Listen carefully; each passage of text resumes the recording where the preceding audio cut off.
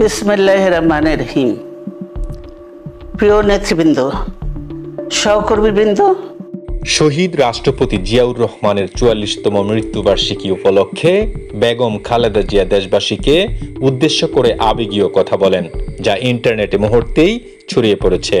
প্রতি বছর মে মাসের এই দিনটি আমাদের পরিবারে আসে এক বেদনা বিধুর স্মৃতি নিয়ে।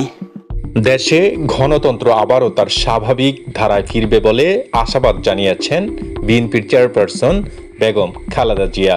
খুব শীঘ্রই আমরা বাংলাদেশকে গণতন্ত্রে পুনঃপ্রতিষ্ঠিত দেখতে পাব।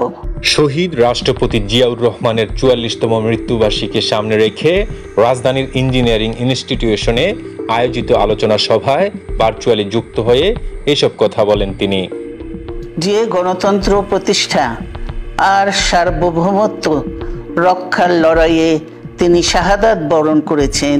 খালেদা জিয়া বলেন, যেই গণতন্ত্র এবং সার্বভৌমত্ব রক্ষার লড়াইয়ে জিয়াউর রহমান শাহাদাত বরণ করেছেন, সেই গণতন্ত্রের নির্বিচ্ছিন্ন যাত্রা আজও বাধাগ্রস্ত হচ্ছে প্রতি পদে পদে।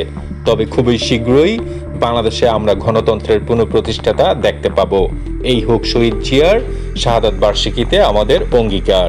খুব শীঘ্রই আমরা বাংলাদেশকে গণতন্ত্রে পুনঃপ্রতিষ্ঠিত দেখতে পাব।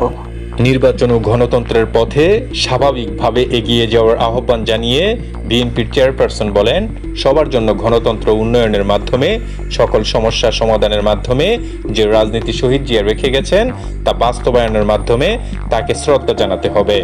এই জন্য সুশৃঙ্খলভাবে কাজ করতে হবে বিএনপির সকল নেতাকর্মী ও দেশবাসীর কাছে আহ্বান জানান তিনি।